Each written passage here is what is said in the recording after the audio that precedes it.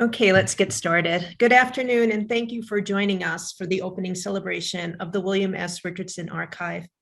My name is Vicki Shimchak, and I'm the Law Library Director at the William S. Richardson School of Law.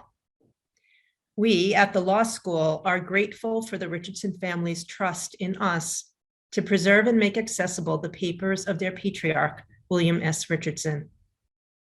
We acquired possession of the collection prior to the pandemic, making the work of our archives manager, Ellen Ray Cachola, who is on this Zoom, a little more difficult than usual, as she scheduled work around capacity limits in the library, ensuring the safety of her assistants, and creating an effective digital workflow to organize and evaluate the rich holdings in this archival collection. Ellen would not have been able to get this work done so quickly without the generous support of the Hawaii Council for the Humanities, and we are grateful for the award that they honored us with.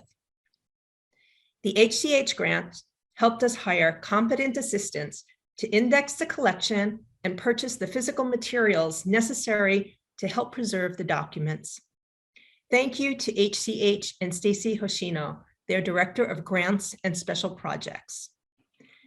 I want to take this opportunity to applaud Ellen Ray and her team of assistants for working through these difficulties and producing an excellent product for which she is already processing requests for use. As a way of introduction to this collection, Ellen has prepared a short video as an overview. Helping us on the tech aspect of this webinar is Electronic Services Librarian, Brian Huffman. Brian, let's key up the video.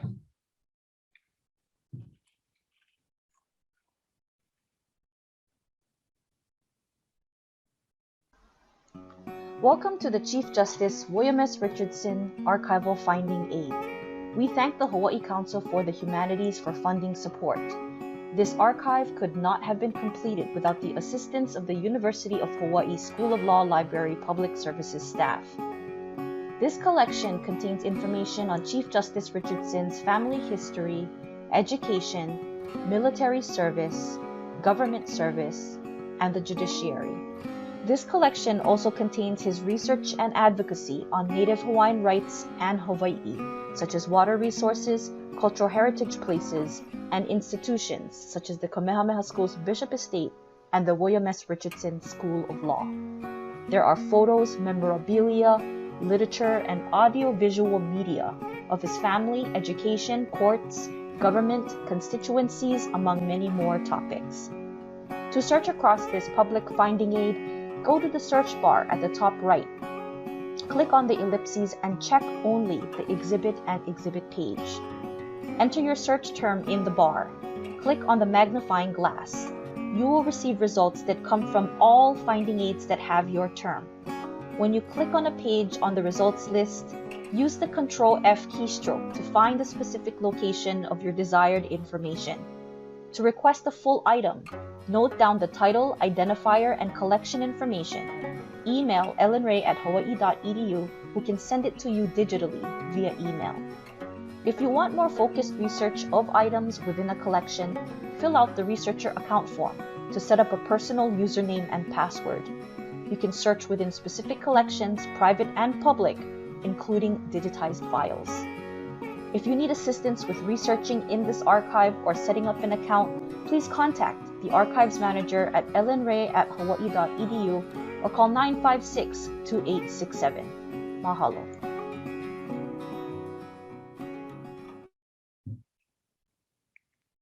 Thank you, Ellen and Brian. As you learned from the video, this collection covers many parts of C.J. Richardson's life.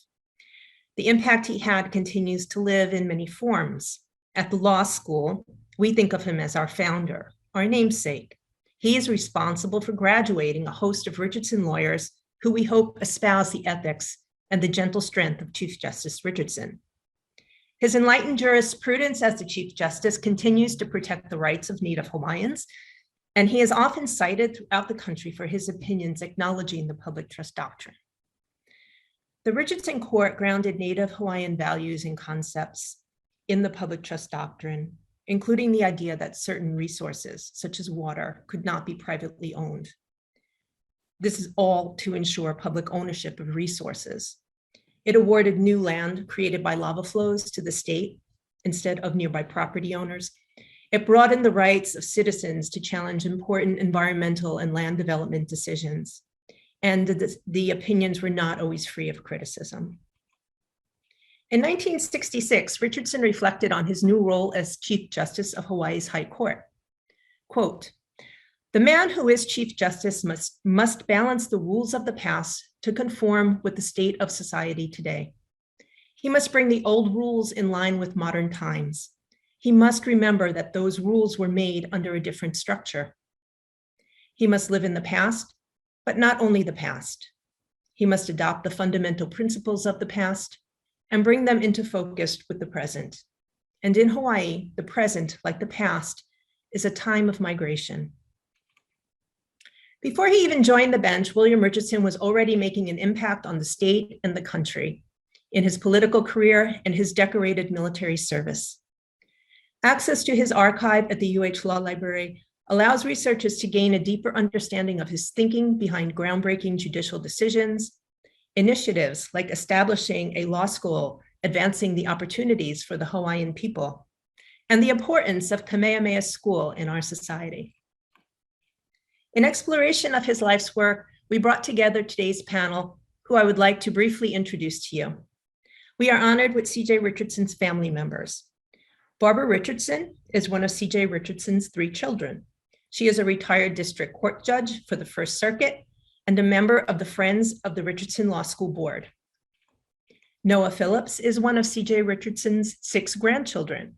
He was born and raised in Hawaii and currently works and resides on Hawaii Island.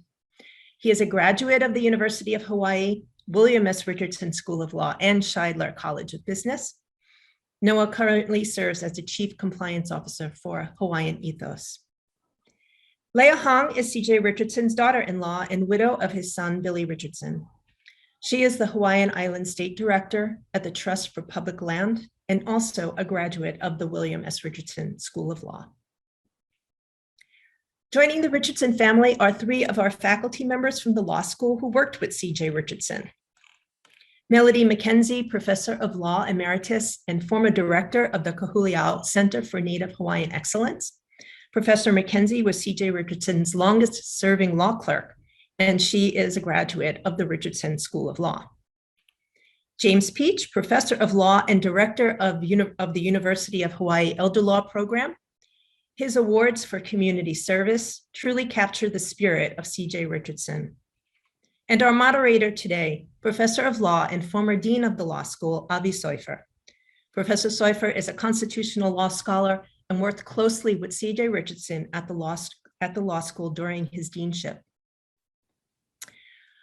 This webinar has a Q&A panel where you can post questions as they come up. It should be in your dashboard. We'll reserve about 10 to 15 minutes at the end to address questions. And now I will turn it over to Professor Soifer for the next hour or so. Thank you. Well, not just to me, but to these wonderful panelists. And we all join in thanking Ellen Ray for the incredible work that she's put in for this archive and the staff who work with her, and of course to Vicki, who leads the library, to new heights. This is a treat for all of us, and it's a shame you couldn't be part of our sort of talking about this beforehand. It might have taken you many hours because the stories just mount up and they are consistent about the guy we're going to talk about today. One of the things that occurred, I think, to all of us in this time of bitter contention is what a contrast C.J. Richardson was, is, and will remain, but also the lessons to be learned from someone who was a visionary, to add to what was just said about the past and the current reality. He really was a visionary, and we're not just talking about founding the law school. He was concerned about helping those at the bottom, those to him who existed for the power of the law to assist them. And fairness was something that emanated from him. There are many wonderful things written about him, and they are true. I commend to you an issue of our law review, which was 33 Hawaii Law Review, in which a number of people wrote about him and talked about that he was, the light came from within. He was not someone who sought the limelight. There was an outpouring of affection for CJ wherever he went. It could be Zippy's, it could be the state capitol. People just knew of his empathy. He just emanated empathy. So it's not to say that it's an antidote to where we are, but the anecdotes are wonderful, and that's what we're going to turn to now. First, we see a chart of the genealogy, and this is something that I think Phoebe and Noah should speak to most of all, but Melody worked very closely with CJ, not just while she was clerking, but throughout his life. And we all chime in as we see fit, certainly Jim and Leah as well. Noah spent some time with CJ towards the end of CJ's life and heard many stories, and CJ was a great storyteller. So let's turn to the genealogy and explain where this chart comes from. Phoebe? This is the perfect backdrop, I think, from setting the scene of trying to describe this man who did achieve so much. He loved this chart because my mother wanted to capture what his background was by going to cemeteries and researching. Having my grandfather, CJ's father, come and sit with her and translate letters into Hawaiian, from Hawaiian into English. And my mother should be credited also with being one of the pillars in his life and supported him throughout his career. She died too early, but she was with him all the way, gave him support. And this genealogy is something that she worked on over years, and she enjoyed it immensely. There's the next genealogy chart contains some of the artwork, right? And these are all watercolors of our grandmother. She was a great artist, and it really, these kind of hung up in his, the previous slide hung up over the dining room table, or his dining room table. And we always, as kids would always look at it and see where we, where we trace our lineage and see where our cousins, some of our cousins' names come from, and all kinds of, and the pictures just really bring it to life. So it was always a big part of us, and that genealogy, especially that Hawaiian side of our genealogy, because our grandmother didn't know a lot about hers, so she really dove full force into our Hawaiian side, CJ's side of the family, and it's been carried on by other cousins of ours as well. And it's, he was one of six. He was part of a very big family. So it's gone on, and it wouldn't fit in one room anymore. She was a very talented artist, by the way, and all of her art still is in the family home. And Billy used to joke about his genealogy that they came from a long line of mid-level managers. But that's not true. And Melody can fill us in on some of the history of that distinguished genealogy. Well, this slide indicates that CJ was the great grandson of John Richardson, who served as a circuit court judge on Maui, and CJ's grandfather, Colonel John Richardson, was actually the Queen's personal attorney. And one of the things when I was doing some research on CJ at one point in my life, I found out that it was his grandfather, John Richardson, was one of the 4 people, representatives from the people of Hawaii, who in 1897 went to the US Congress, to the Senate, and took what are called the Ku'e petitions, which are petitions that were put together by the Hawaiian people voicing opposition to annexation to the United States after the illegal overthrow. And in part, it was because of these efforts of what we call the po'e aloha aina, those who love the land, the people who love the land, that the 1897 Treaty of Annexation actually failed because of this overwhelming opposition to annexation from not just Native Hawaiians, but many people throughout the area of Hawaii. It was kind of amazing. So. And we learned, and we still are learning, about how love of the land and distinguished genealogy didn't mean that you really had resources if you were Hawaiian in the decades after the overthrow. And that was true actually of CJ's family. They did not have much in the way of resources, and there are many stirring stories really about sharing. There was always a poi bowl, and there was always music. He was very close to some of his siblings, but they moved to Fifth Avenue in Kaimuki, and that's nothing like Fifth Avenue in New York City. And so those stories are really something about his background and his need to help the family. So one that I like is that he talks about the famous or infamous Massey case in some of what his memories have been recorded. And for him, he was buying newspapers, he was receiving newspapers rather, for 2 for a nickel, and he could sell them for 5 cents each. And so he wouldn't go home until he sold the last one because the family needed the money. And the Massey case was great because there were extras all the time. And he and his pals were going down to the beach from Fifth Avenue in Kaimuki, and they ran into some trouble there, which may have something to do with some of his later decisions.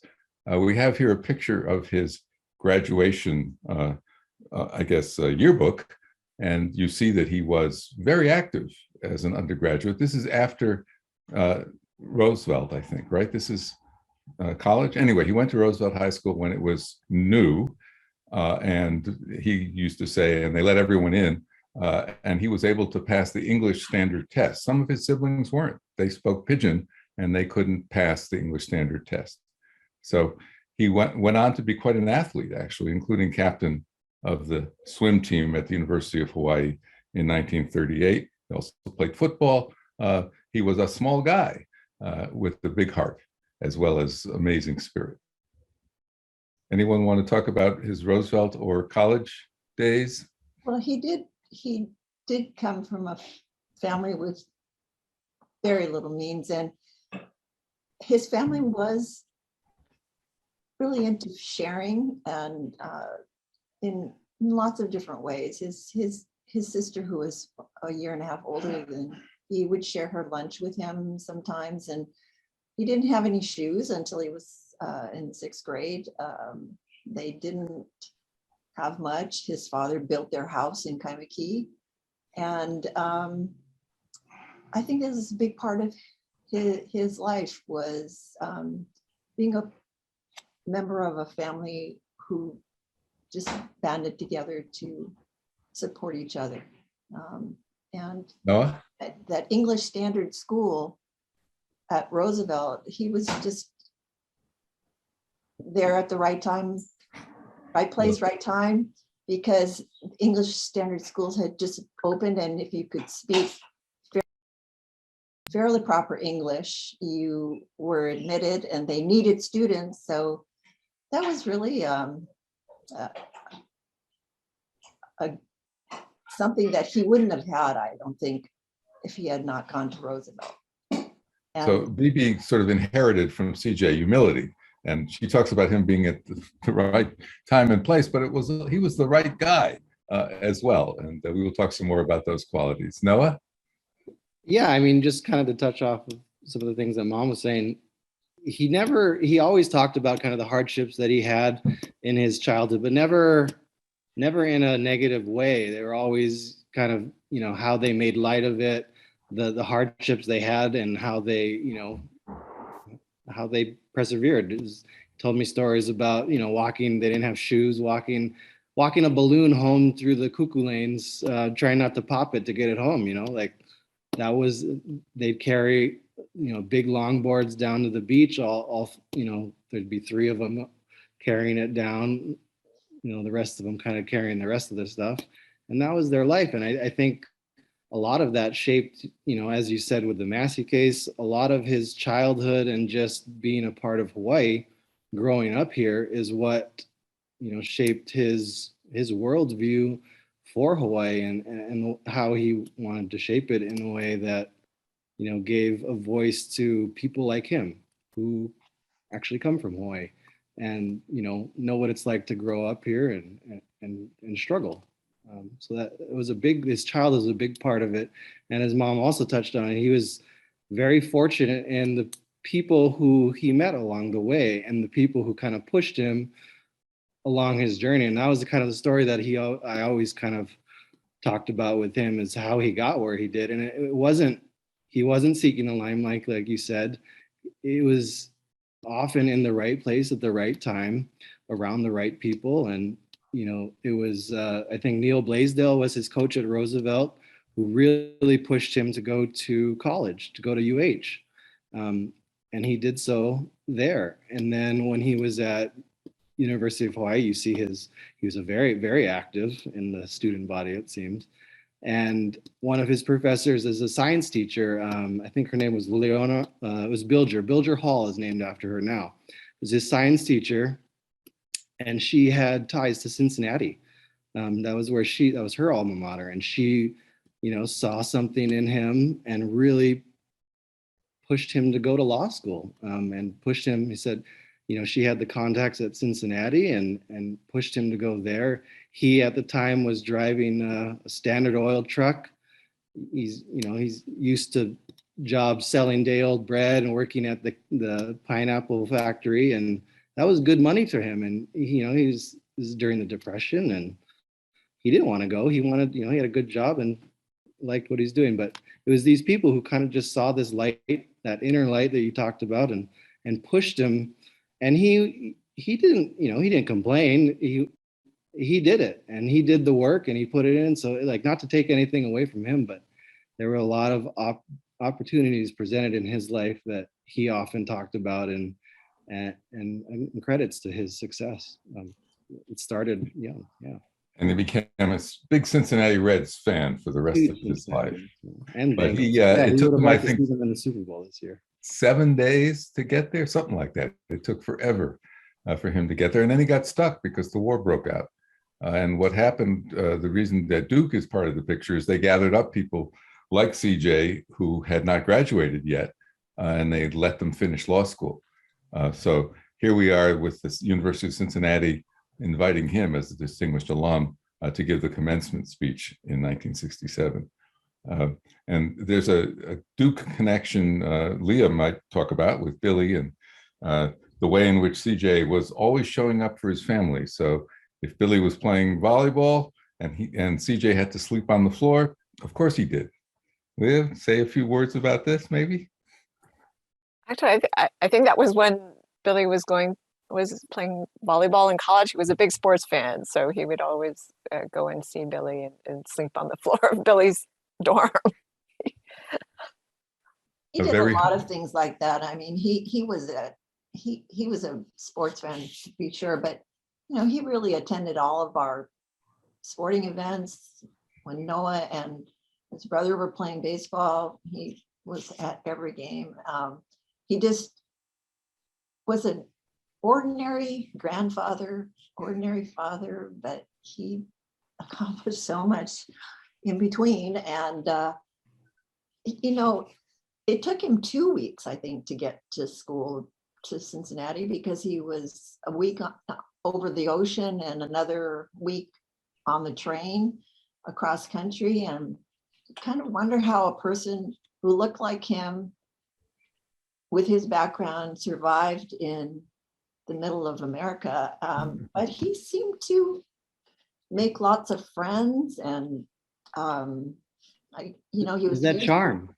He's charming. He was a charmer.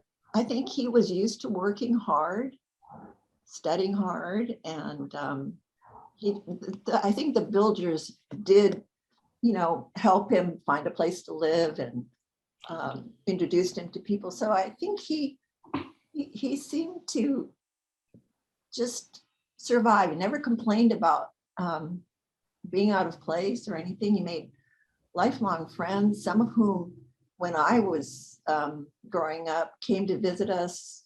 They came on the steamships, the Matsonia and the Lurleen. and some of them even stayed with us at our house. So he just had this talent of and warmth. Making friends was easy for him. And when you say what he looked like as compared to what people were used to in the Midwest, that kind of leads to the next slide, I think, which is his military service. So here was a guy, they didn't know what to do with him because this was a person of color and it was still a segregated military. So this leads to his involvement with a Philippine regiment. And Jim, maybe you could speak to that and to his views ever after of the military and some of the things that you shared with him. Yes, CJ Richardson was in our office for many years at the law school in our elder law office. Lenora Lee and I had met him after he had gotten off the Supreme Court, and we had talked to him about several children's books projects and Law of the Splinter Paddle book. And from the first instant, he was welcoming, he was friendly, he stood up, he had that charm that we're going to repeat over and over again.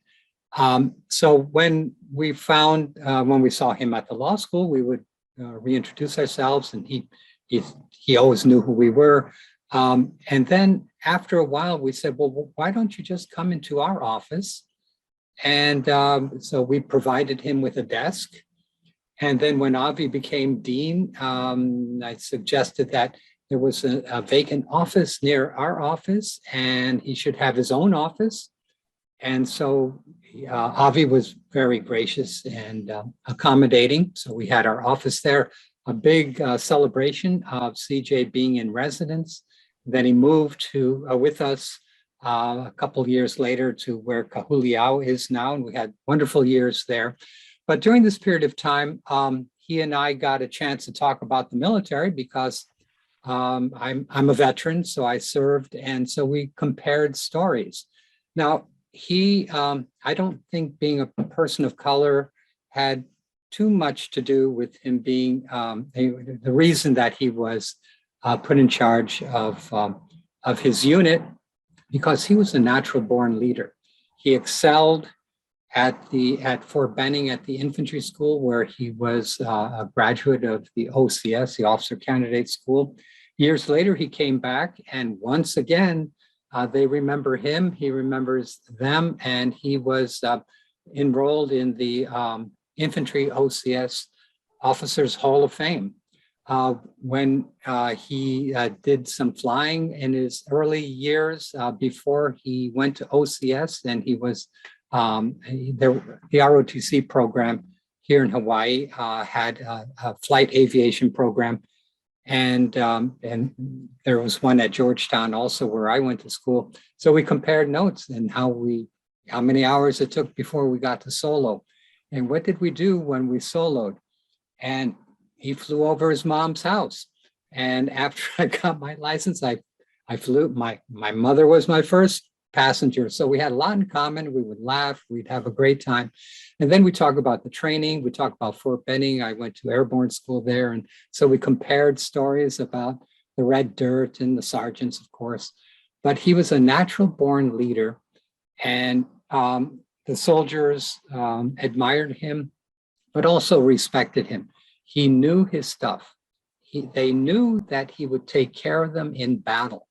And so when they went to battle under his command, they knew that they had been well trained. They knew that he would be the leader that they need to get through it. And years later, when he was here at the law school, I witnessed when several of the individuals from the Filipino regiment came to the law school, perhaps to attend an elder law event because they're all getting a little older by then. They would flock to him, and he would just enjoy it so much. So much so was he admired that when the Congressional Medal for a Congressional Gold Medal was being awarded to those of Philippine ancestry for service during World War II, he was asked, he was put on the list. The other day, I reviewed the list and there was his name. I had gotten a call from one of the leaders of the effort to get the gold medal, and they some of them did not know that he was not Filipino, but that wasn't the reason he was on the list.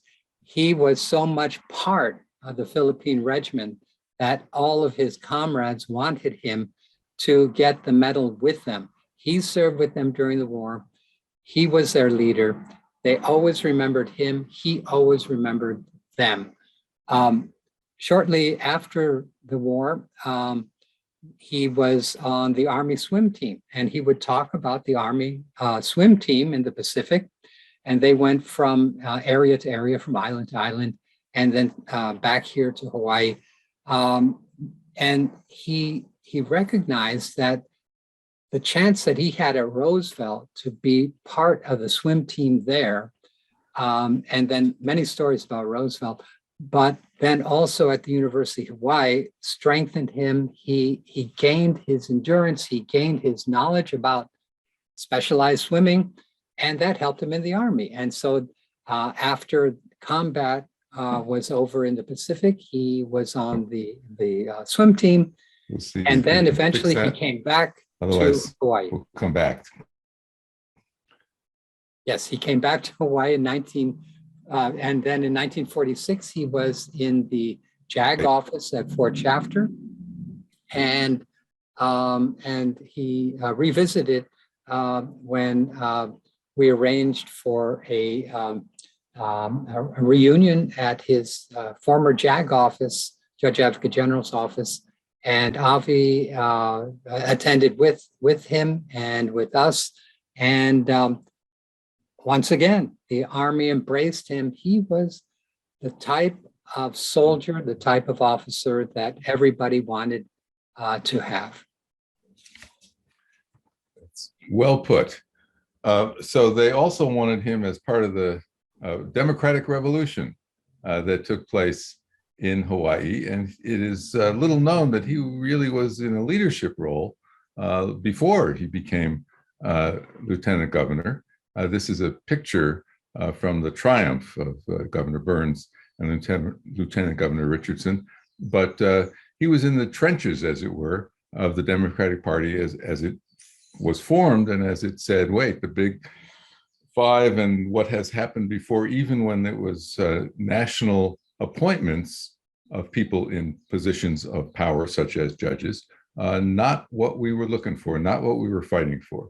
And so there are many stories about how he and Burns got along, which they famously did, how they met and how they plotted together. And there's one about crossing the street. And by the time they were on the same side of the street, they were on the same side of this political upheaval that they helped engineer. So speaking to that and the campaigns, maybe we'll go back to Bibi. When he came back from the war, as a lot of the veterans did, where were they going to work? A lot of them were educated. They went to college, they went to law school, they went to medical school, but who was going to hire them? They didn't know. They didn't have the opportunities that everyone else did under the leadership that was appointed by Washington, D.C. Political people. So, they had a mission to open up opportunities for and address some of the inequities that were facing these people who came back from war and, couldn't obtain the best jobs that were available.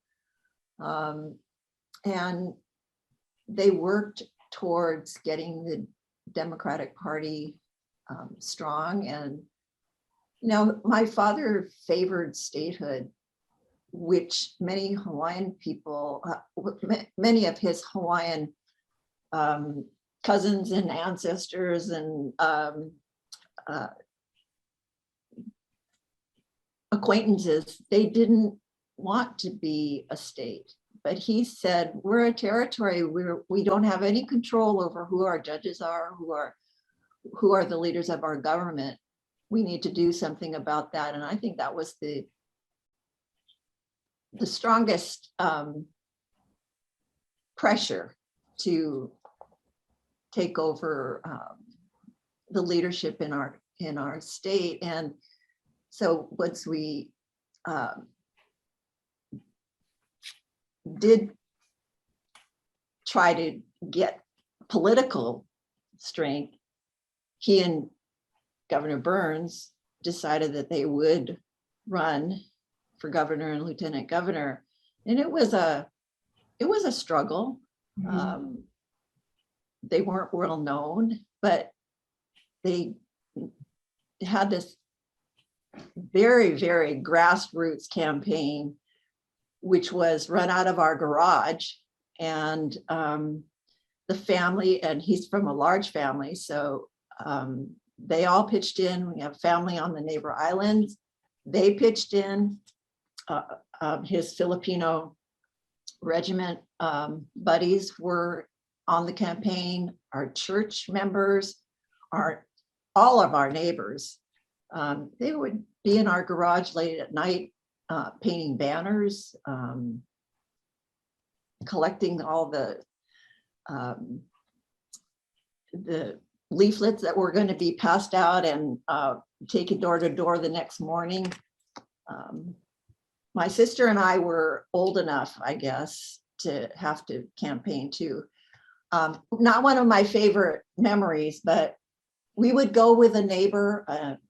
I remember our next door neighbor would take us, and we went out, drove out to all places, Laie, Kahuku, Waimanalo, and knocked on doors. Will you vote for my father for lieutenant governor? And my brother got out of it. He was a little too young, but it was an amazing campaign. My mother made pots and pots of stew and rice to serve to all the people who were working in our garage. And I mean, she was a real trooper, made Jello cakes by the dozens. And my father sometimes would come home with his hands just bruised because he would go to the union halls and go talk to the stevedores on the docks and shake everyone's hands. I mean, he worked hard, and so did his family, his sisters and brothers and their families. Everybody worked, and it paid off. They did. Very, very small campaign donations, right? There was no big campaign finance effort at that point, but lots of very limited contributions that helped, were the engine in some ways to pay for the leaflets. But it was really human power that did it. And to some extent, as you suggested, reluctance about campaigning, there were others in the family who weren't so sure either that this was the kind of political life that the family wanted, which helps explain, I guess, how it was he got persuaded to be Chief Justice rather than to remain politically popular and certainly influential. I was at my first commencement, Senator Inouye was our commencement speaker. And as we warmed up for that, the two of them were kind of joking and comparing notes about who had more proxies in his pocket at the Democratic convention. The answer was Senator Inouye, but CJ had a lot too. So here's a picture of the winning team. And there's the senator and governor and quite a group, huh? Quite a group. It was a close race for lieutenant governor. He did not win by a lot of votes, but he and Burns worked together much better than some other governors and some other lieutenant governors have in our history. And they really set about changing things in a pretty radical way. And there are many people who've written or talked about him as a visionary, and that was part of it too. Of course, we at the law school like to think that that was a key part of his vision, but it was visionary about the realities on the ground in Hawaii. I think a very good thing that Mari Matsuda said was that he was a determined visionary with humble nobility, and that is accurate. So there he was as lieutenant governor. And I guess it was just before, and this is not someone delaying for another year before you're allowed to appoint a Supreme Court justice, the Chief Justice died and the position came open. And there we are. He agreed, and he said, you have to ask Amy, is the famous story. There are some who think that Amy actually may have been behind the scenes waiting to be asked and convincing Governor Burns. But in any event, she went along and he became the Chief Justice, not without controversy. So anyone pick that up and talk about that a little bit? Maybe Melody? Actually, you might be the better person to talk about this, but Well, there was some controversy because he had not served as a judge, but he had many, almost 2 decades, I think, of service as an attorney and had done a great deal of litigation during that time. So that was the response to those who said, oh, he's never been a judge, and we can't have somebody who hasn't been a judge be the Chief Justice. So Bibi, do you want to add to that? Yeah, he liked practicing law. He represented lots of individuals. I know our neighbors, repaired their wills, did a lot of probate work, but he also represented a lot of people who didn't want to or couldn't go and couldn't afford big law firm fees. So he represented banks. He represented Aloha Airlines when it was first coming on the scene, and he represented all kinds of people. And so I think he really liked practicing law, and I'm not sure that he really ever aspired to be a judge. I don't know that. I never really asked him, but he again was in the right place at the right time, and Governor Burns wanted someone as Chief Justice who he could count on to keep progress moving along. And my mother was just elated that he was no longer going to be in politics, but he was going to be on the court. And that's the start of a real change in our judiciary. Noah, did he talk to you some about that decision or the early? Well, the way I had always heard it was that, Governor Burns had notified him, that he, what do you think about, becoming Chief Justice? And I think his response was, well, you got to ask Amy first. And it wasn't that clear that she didn't already know, and that it wasn't already something that she had orchestrated because she was never a fan of his political career and just the amount of work and time that I think that took away from the family. So I think that was always, she wanted him out of politics. That was always kind of the sentiment that I got from him and her opinion of the matter. But it seemed like she had a much bigger role in kind of starting that process. And then as was just said, he and his court made a huge difference in the life of Hawaii and using the law in ways that had not been anticipated. Some of those ways were looking back to the customs and usages of Hawaiians before the Overthrow. That probably had to do with the fact that he didn't have that training as a jurist, coming up, and that he came from it. Because a lot of the things that he did were out of the ordinary and were new, and like Governor Burns, and what they were trying to do is just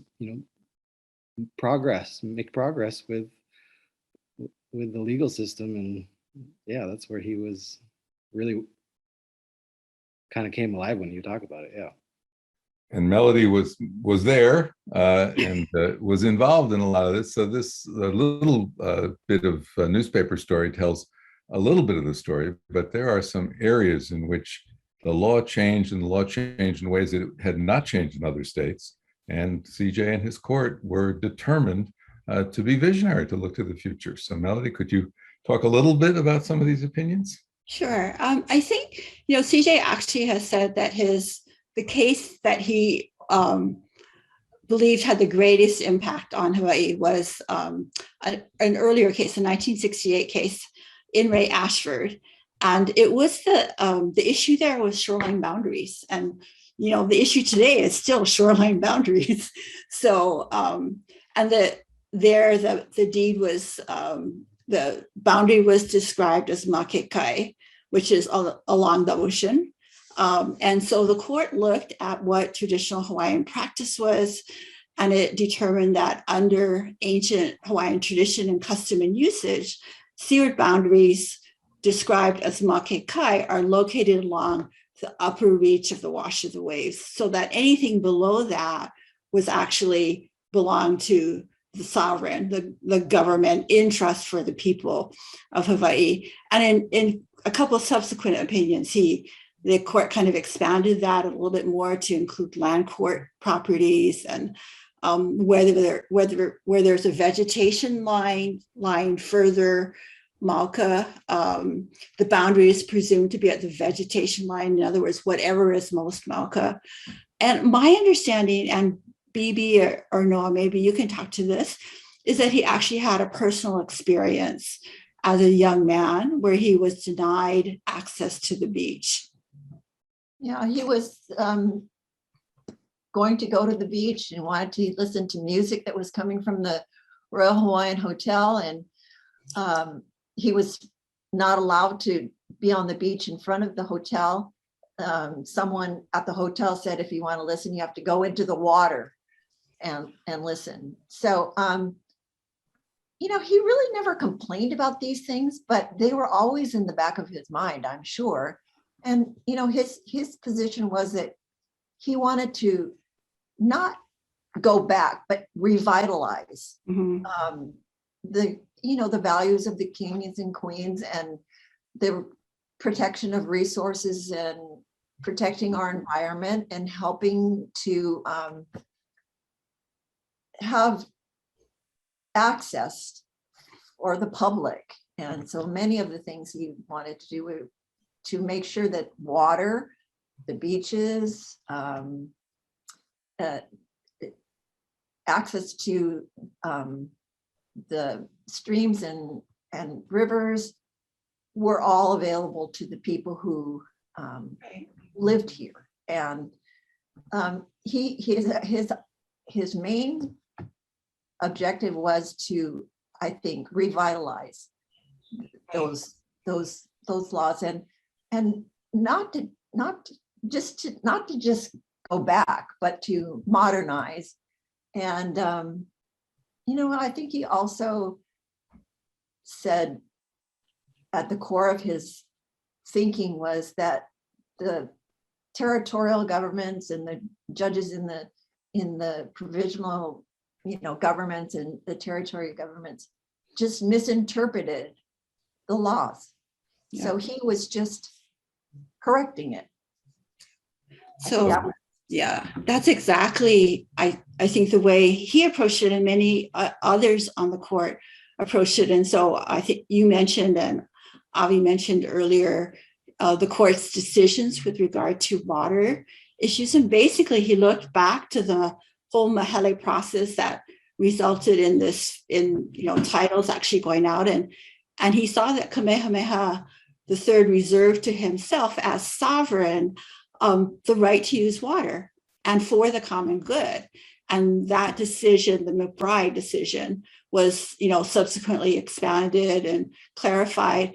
And then I think as a direct result of both the Ashford and the McBride line of cases, in 1978, during the Constitutional Convention, there was a specifically adopted provision that are basically articulated and put it clearly into Hawaii's law, that the public trust doctrine, which embodies these Native Hawaiian principles, that all public natural resource sources are held in trust by the sovereign, the ali'i, for the benefit of the people. And so that is how the law developed. And it's primarily, I think, because of the Richardson court's ability to look back and, as you said, bring forward, revitalize those basic principles for modern society.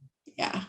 You're an expert on public access to the land and how that's come about. Maybe you say a little about this.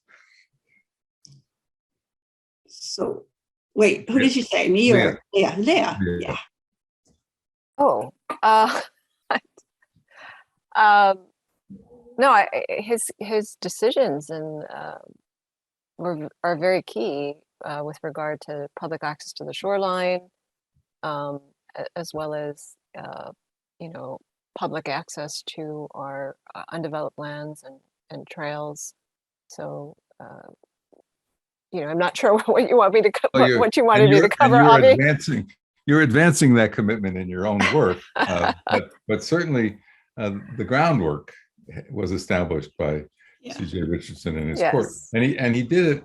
I think this is important. I'm not sure we've said it yet. He did it with a twinkle. I mean, he had an amazing sense of humor, not to crack jokes, but just to approach people in a way that made him beloved. That's overused as a word, but there was an outpouring of affection wherever he went, including on the court. It's not easy to get all the justices going in the same direction, and he managed to do it. And he managed to do it in ways, when you look back or you look at other courts, which really were extraordinary. Bobby, there's one really cute story that he always used to tell about the upper reaches of the wash of waves. That was one of his lines, always. It's the upper reaches of the wash of waves. Go ahead, sorry. He said, why would anyone park their canoe below the upper reaches of the wash of the waves? So he said, in the past, the beaches were up to the upper reaches of the wash of the waves. Otherwise, their canoes would be out to sea. Mm-hmm. But I came across, at least he gave one talk in which he said, well, actually, I know that they put the canoes above the vegetation line, but he had to compromise on that question. Oh, I want to just actually mention another case, and that is a case that came out in 1982, and it was a really groundbreaking decision, the Kalipi case, having to do with traditional and customary access rights and gathering rights. And it set there had been a constitutional amendment that had been passed in 1978, recognizing the traditional and customary rights of Ahupua'a tenants. And so this was the first case. And the arguments made at the time basically were by landowners saying, this is taking away our right to land. And what the court did, and what CJ did, was again, look back and say, all land titles in Hawaii come with that understanding that these traditional and customary rights continue to exist for Ahupua'a tenants. And so that then became the basis for a number of really other groundbreaking decisions, even up until this day. So that was a cool one. And then I have one more I want to talk about just a little bit, particularly with regard to Native Hawaiian issues, and it's really relevant actually today, because it's the Ohuna versus Department of Hawaiian Homelands. And in that case, C.J. Richardson basically declared that the state has a trust responsibility of the highest order, similar to that of a private trustee, in managing the lands and interacting with Hawaiian Homelands beneficiaries. And so in some ways, I feel like the legislature just yesterday passing legislation giving $600 million to the Department of Hawaiian Homelands to actually get people back on the land. I think CJ would be so amazed and proud that that's finally happening. But way back in 1982, he set that trust standard. It had not been articulated before then. So anyway, that's me. and the slide shows some of what needed to be restored. And a story I told the other panelists was on our first year of having an LLM program, which was at the time only for foreign students who had graduated from law schools but came to us to get this master's degree. We had a picnic on the palace grounds and we were going through the palace, and all of a sudden CJ disappeared. and we're looking for CJ, and he was under one of the desks. And it turns out it had been his desk. He just wanted to make sure that, yes, he gave it back. It was his desk that he had used for a few years. He got a nice desk instead, which our current Chief Justice is still using. But he was very much committed to preserving the past in that sense, as well as going past it. And the palace, I guess, also just got some money from the legislature. So yeah. So oh yeah, that's right. The palace did too this time around. So when I was clerking for CJ Richardson, they were beginning to do the renovations to Ali'olani Hale, the where the judiciary is and where the Supreme Court is. And during the time that I was his law clerk, we actually moved like 4 different times around the building so that they could do renovations. And he was so passionate about restoring the building to its kind of earlier glory. It had been where the government of the Hawaiian Kingdom actually was stationed before the overthrow. And actually, it was from the Queen Street side of the palace, of the grounds of the Ali'olani Hale, that the provisional government declared the overthrow of the Hawaiian Kingdom. And so to me, I always felt like, oh, it's a Hawaiian Chief Justice trying to restore this building for the people of Hawaii, for those who had lost their, their rights during that time period. So, yeah, he wanted to make sure it would belong once again to the people of Hawaii. And they did a beautiful job. It is a courtroom worth showing off and visiting for sure. He also had his office when the legislature was meeting. He was lieutenant governor in the very room where the Queen was confined. So he talked some about that as well. Yes, he certainly had absorbed and reflected Hawaiian history in ways that, again, he was going to change things in his quiet, winning, twinkling way. And that is what he did. So we go on to his controversial service about Bishop Estate, as it was then known. And here we have his talk at the centennial ceremonies. He got into some trouble even with family members about the appointment of a non-Hawaiian to the Board of Trustees. So I don't know who would like to talk about that. I hope more than one person perhaps will take up that particular part of his. I know that he was interested in the economic well-being of the Bishop Estate, and it wasn't doing so well when he first got there, including his interest in expanding investment to China. So an interesting time in the history of Kamehameha schools in the Bishop Estate. Bibi, Noah? Well, it was controversial because,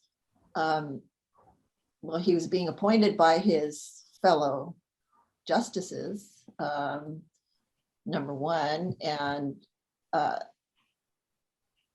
there was the age limit waiver, which occurred because he was 62 when he retired from the bench, and he would only be able to serve for 8 years if they were abided by the 70-year-old rule.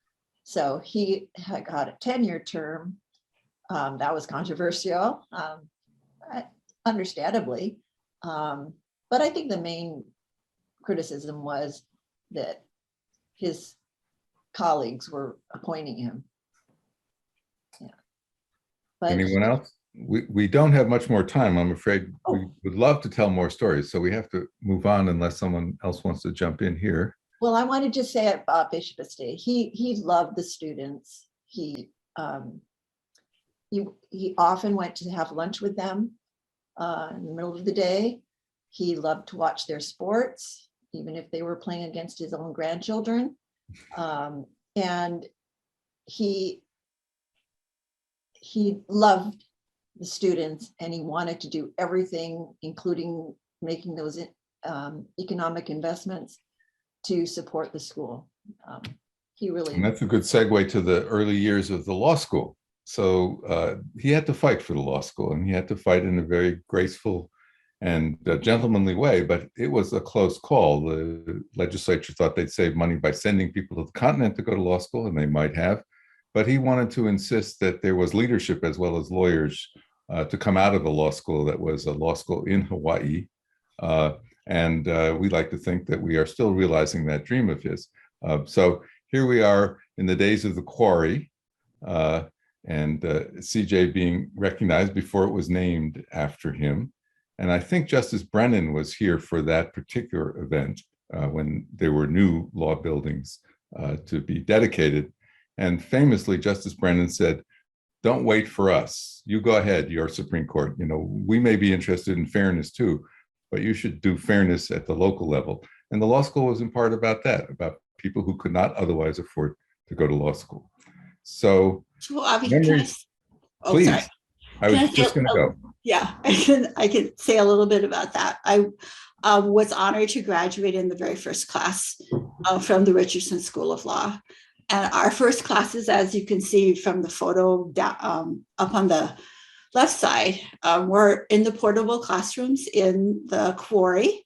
There was no restroom there when we first started. So we had to go across the street to the dance rooms to go to the bathroom. It was dusty and it was noisy, and there would be like layers of thick brown dust on our books and our papers if we left them for any length of time. There were 53 students in our first graduating class.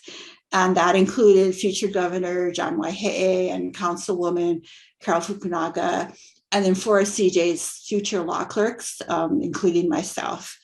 And I have this great quote from Mari Matsuda about CJ during that time period. Mari was also a graduate. I think she graduated in 1980. I'm not quite sure, but something like that. So she was also in the quarry.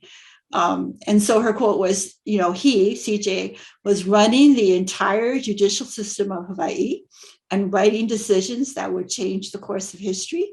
Yet he took the time to come to our parties, even if a party was just some beer and pipikala on the steps looking out over the muddy parking lot. So that's the kind of man he was. He was always there for us and always willing to give us his advice and his thoughts. And it was, that was it. He was always there for us. We all knew that. And there were parties, and he liked parties, and he liked music, and he loved the casualettes and the ete bowl. So maybe Leah, talk a little about that. For sure. I mean, I'm a graduate and a ete bowl participant, and CJ came to every single ete bowl and the luau afterwards, and just enjoyed talking with the students and the alumni. He was, again, as everyone says, such a charming man. And cheered for both sides. And he cheered for both sides. He was very careful to kind of spend first half on, the student side, second half on the alumni side. He was a very fair man. Absolutely. And I add something to Avi, that now that the state is full of Richardson lawyers, one of the strongest oppositions to having a law school here was the fact that the establishment didn't want more lawyers, and he kept saying they didn't want to dilute the existing bar with inferior lawyers. And if you see all the lawyers who have graduated from the school now, he knew that wouldn't be true. Literally changed the face of the bar in very important ways. Any last thoughts? We're getting the high sign, as it were, that we have to allow a little time for Q&A. Jim, Peach, you want to say any more, or Noah? Just to acknowledge CJ with students and with professors and with anybody else that was around the law school. He would pop into classes. He was curious. He liked to do research. He liked to ask questions. He liked to get questions. So in our elder law clinic, when we would have a seminar, we would often have him be one of the panelists, and he would answer questions. And it was like Hollywood. People, especially the ladies, they were just enamored with him, and well, the men too. Everybody was, and it was just such a treat. And you could see the surprise on people's faces, on students' faces, and on any visitors' faces when they saw that he was there, because he was always there and always the same delightful person and humble. And he spent as much time as the folks wanted him. And part of why I think he liked our elder law clinic was because we served socially and economically needy individuals. And he always made it clear to take care of the people at the bottom of the hill. And he lived it. And he was a teacher. He was a great teacher. And always appreciate that. And I always appreciate his family, including me in events such as this, because yes, we did become very close, but it was so natural to be close to him. Was. Noah? I just have a little story. One of the cases that I talked about earlier, the Kalihi case, I was teaching Native Hawaiian rights, and a student was doing a presentation on the Kalihi case. And then there was this little knock on the door. I went to the door, opened it, and there was CJ. He came in, and then he was willing to actually talk to the students about the case. But it was like just incredible that the very person that wrote the decision was standing at the door. And living legal history, right? It's really incredible. And, Jim is so right about CJ and how generous he was with our students. I mean, students would come to him to ask for advice. They'd come to him actually sometimes just to sit and be in his presence. They'd come to him not just even to ask for advice with regard to their careers or law school and some of the things that were happening there, but even for sometimes personal advice. And he was always so kind and generous. He listened. He gave his advice. He was a very, he was so kind in how he presented himself and the advice that he gave. So I think it really benefited our school to have CJ right there with us for so long. And he couldn't say no to the students. Just very quickly, one day I came back to the office, and he had cases of wine that he had agreed to sign the labels on the bottles of wine that were used as a fundraiser. It was Richardson wine, something of that. And it hurt his hand after a while because but he couldn't say no to them. And he was part of the school, not just its namesake. Noah? Yeah, I think, what Melody and Jim said are absolutely true. And, just the generosity of his time. I think he wanted nothing more than to give back. He was so understanding, and he really acknowledged the opportunity that he was blessed with in his life, that not a lot of other people had the opportunities that he had gotten and wouldn't be as lucky as him. And I think the law school was really that vision for him, was an opportunity to give to people who were not as fortunate as he may have been in his very, arduous and, very winding path to where he ultimately ended up. And I think knowing how fortunate he was really, made him want to give back and be that opportunity that he received. It was just him giving back in a lot of ways. And the family was very generous in sharing him with us. And that was a wonderful gift. Bibi, maybe last words? I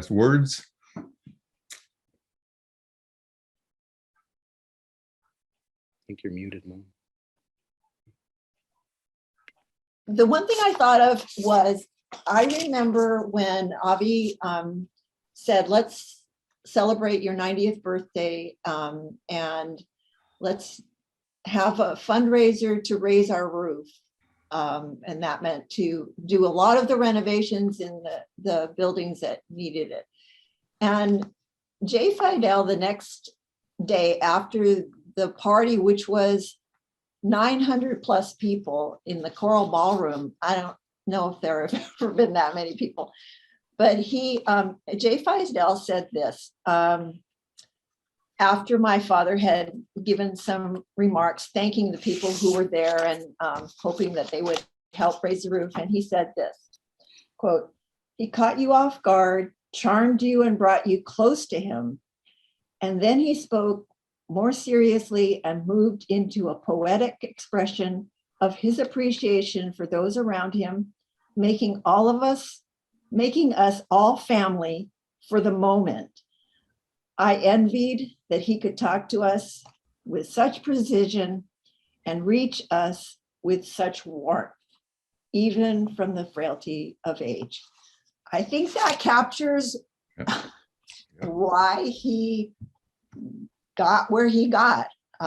His person is unique, along with all the opportunities that he was given.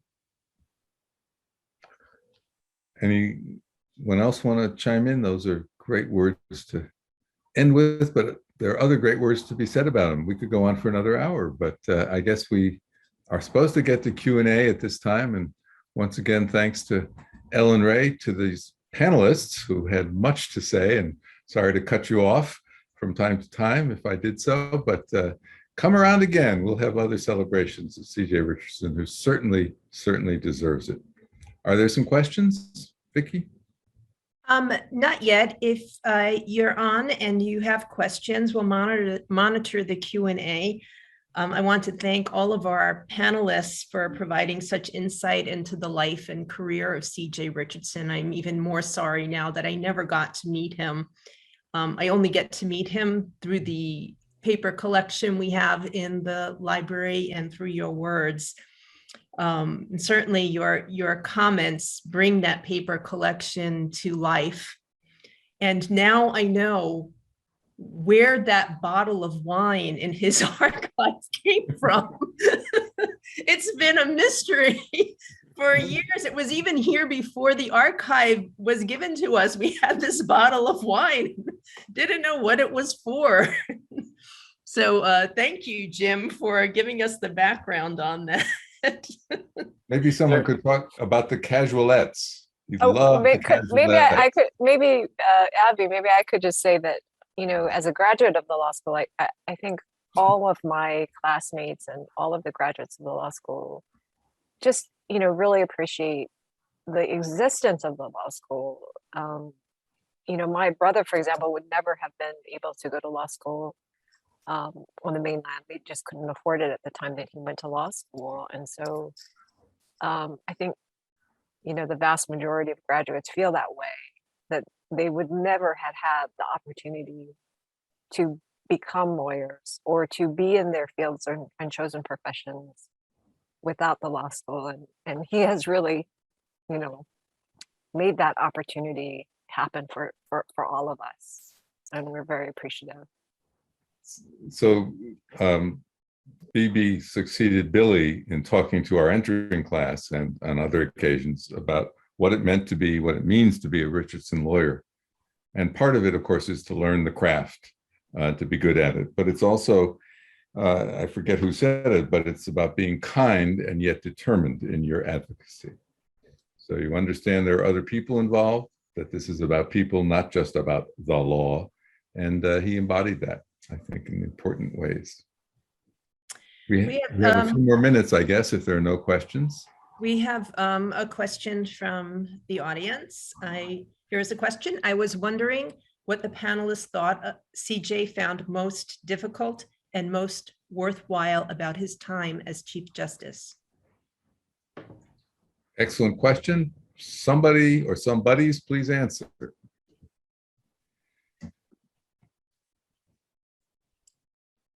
Well, I guess I should jump in and say it's another job that he just loved. And choosing his law clerks was something that was really important to him. And as Melody knows, Lots of them went on to become judges themselves, got to, serve in government. And he was just so proud of the fact that he was providing opportunity for everyone who lived in Hawaii and everyone who went to the law school would give back to the community and remember that, our judicial system is based on the fact that you want to provide justice, and that can mean a lot of different things to lots of different people, but that's what his primary goal was. And I think he succeeded in getting students educated to do just that, and to remember the farmer downstream, the Lo'i farmer downstream was one of his famous quotes as well. Remember the little guy downstream. Melody? Melody. Okay. One of the things we didn't kind of talk about was this. CJ was fierce about the independence of the judiciary. And when he was the Chief Justice, he made one of the things he fought for instance, was to ensure that judges were paid well, were paid adequately. He tried to get the term for judges lengthened so they wouldn't have to go through a reappointment process very often, or as often as they had. And although he had been at one time he was chief clerk of the Territorial Senate, right? And then he was lieutenant governor. So he had friends and connections in both the executive and the legislature. And he tried really hard, and he had people around him who worked really hard to kind of ensure that the judiciary would be, first of all, a unified judiciary, not broken up into different parts of the state, et cetera, that it would be a unified judiciary, and that it would have the resources in order to ensure that judges could make decisions based on the law and not be influenced by things like, if I rule this way, is my term going to be up? Am I going to be, taken out of office because they don't like my rulings, et cetera? There were times where people proposed elected judges, and he thought that was totally wrong, that elections were much too political and that would have a really negative influence on the judiciary. So he was pretty fierce in ensuring that our state judiciary was independent. And he worked actively at the 1978 Constitutional Convention to ensure that provisions were put into our Constitution that would continue that idea that we had an independent judiciary. So that fight is never done. And there's a terrific article Melody had something to do with, but to be able to go to the legislature and talk about the independence of the judiciary is still very important. And to quote C.J. Richardson is very helpful indeed. If we have time, I love the Earl Warren story and the way in which, Bibi, your father and Earl Warren kind of hit it off, and Earl Warren wound up at your graduation party. Well, it's another thing about people being at the right time and the right place. And, Earl Warren, of course, was, I think, the CJ appointed and confirmed and didn't do what the appointed authorities thought he would do. Same thing happened here in Hawaii, and the two men were really soulmates, and they became good friends.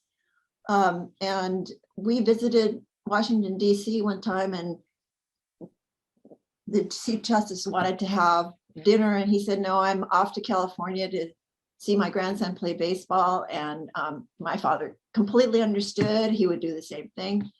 And then when Earl Warren came to visit Hawaii, it happened to be at a time when I was graduating from high school. And the Warrens wanted to take my parents out to dinner, and my father said, no, my daughter's graduating. And he said, well, can I come? And so I get into graduation, and there is the Chief Justice of the United States sitting in the front row of the audience. And I was just blown away by that. But what a gentleman. And he seemed to be of the same kind of personality as my dad. And we had this dinner for my friends and their parents after graduation. And it wasn't that day, but after graduation, and the Warrens came to have dinner with us. And he stopped after dinner to sit with all the tables where us kids were, talking to us just like my father would have done. So it's an amazing story about how two men like that were so successful in their careers. Could I just say Yes, that yeah, please. the archive, having gone, the family went through the tons and tons of materials. CJ was an inspiring and charming man. He was also a pack rat, and all of these materials that reflect these stories and just amazing memorabilia, things from his campaign are all in the archives. And so if folks are, researching any of one of these subjects, his military career, whatever, this is an amazing, amazing resource. I mean, you will see like the Territorial Savings Bank, savings book, passbook they had back then to collect all the campaign contributions and how small they were, $1, $5, and the lists of all the supporters that his wife kept of his church members and his family and his neighbors and his clubs, and you can just see how grassroots it was, and his notes of all of the things that he was involved in. So it's such a wonderful resource, and thank you to the university for housing that collection. We really appreciate it. Well, But I by the want way, to Ellen Ray, thank you. yeah. I need to say thank you to Leah for that, because I know Leah and my brother went through a lot of the papers themselves. I don't think I was in on lots of it, but I did go through some with them, and she's right, there was just so many, but Leah did a fantastic job of going through the documents, and we thank her for that. And yes, he was a pack rat, even in his car. He asked me on occasion, every couple of years, I think it was, to help him go through his trunk if he was getting a new car, he had to put it in. But that's how I got my bolo tie. He said, "You want this?" So I said, well, I don't have All a tie. of us grandkids love going through that car as well. You never know what you're going to find in that back seat. But you didn't necessarily love riding with him towards the end, right? Oh, yes, His, yes. his driving was, Yeah. you wound up as the driver. Yeah, always. And he would get in that left lane on the freeway and turn on his right signal. It was great. And so when you finally got to where you were going, your hands were white knuckled, but it was always safe. It was a slow, like you would expect that he would be very cautious. But then towards the You end, pass him in Manoa and there'd be a whole line of cars behind him. that's right. But he also helped the kids sneak ice cream, I understand, and that's partly because he got to have some. Oh, yeah. Right. It was mutual. And then it was, he taught lessons even at the end of his life about, well, maybe it's time to stop driving. He didn't want to do that, but the family, we would drop him off in Manoa, the family come pick him up. It's back and forth. And it was lovely. It was just lovely because he knew that everybody had his best interests at heart. And it was really difficult for him because he loved to drive that boat. It was a huge boat. I think it was a Lincoln or something, but it was a very big car. And I would not feel comfortable in driving that car. It's just too big. But It's huge. Oh, I have one story I want to share really quickly, and it's actually very timely. When I was a law clerk, it was during the time where the Hokulea was beginning its voyage. And so the first time that it actually went to Tahiti and came back without any navigational help except the stars, when it got back, they were landed at Alawai. And so CJ put a bunch of us in his car. We drove down there and we got to watch the Hokulea coming back from Tahiti right there. It was so exciting. And the original crew members all signed a poster that's in the archives. Well, that was the kind of thing that he did, though. He talked to a lot of his law clerks who used to celebrate his birthday every year, and they would always have these stories. And Melody's story about going to see the Hokulea is one of them. But he would let people leave early to go surfing if the surf was up, and say, "Well, come in early or come in Saturday and do your work." But that's the kind of boss he was. You can go surfing. I know how important it is. The other thing is, when I was his law clerk, I also was helping Governor Waihee in the defense of some of the folks who had gotten arrested on Kaho'olawe. And so I went and talked to CJ just to make sure it was okay for me to keep doing that. He didn't see any possible conflict. So, I'd be a law clerk all day, and in the evening, I'd be working with Governor Waihee and other people from my class to try and come up with a defense for the folks who got arrested. So he was so generous in allowing his law clerk so much leeway. I could see other judges would object, but he thought this was important, and it was a great experience for me. So the governor always talked about they were getting arrested and having a good time, and Melody was back in the library getting them out. Okay. Well, that brings us to the end of our time. Ellen, if you could just bring up the last screen shot, this last screenshot in your PowerPoint. I wanted to bring this guide to everyone's attention. This was created by one of our retired reference librarians, Roberta Wood. It's an annotated guide to Chief Justice Richardson's professional career. We spoke, or Melody spoke a lot about the different cases that are so important to our state. And you can find a list of them under the jurisprudence tab with the full citation. So if you wanted to read them yourself. I also want to bring reference to a book that there are a couple of chapters in there, one that summarizes a lot of the important cases. The book was written by Carol Dodd, and it's called The Richardson Years, 1966 to 1982. Sorry, folks, it is not an ebook. You have to come to the library to check it out. It will be in the Hawaiian collection. We have multiple copies. I highly recommend it. It's a great guide to those important cases. And Melody, yeah. Melody collected selected decisions and wrote a wonderful introduction. Maybe you say a word about that, Melody? This was part of the anniversary for his 90th birthday that we had. And so, yeah, we collected some of his decisions. We did summaries, and then we did an introduction. And I think there are some copies of that in the library, in the law library. Mm-hmm.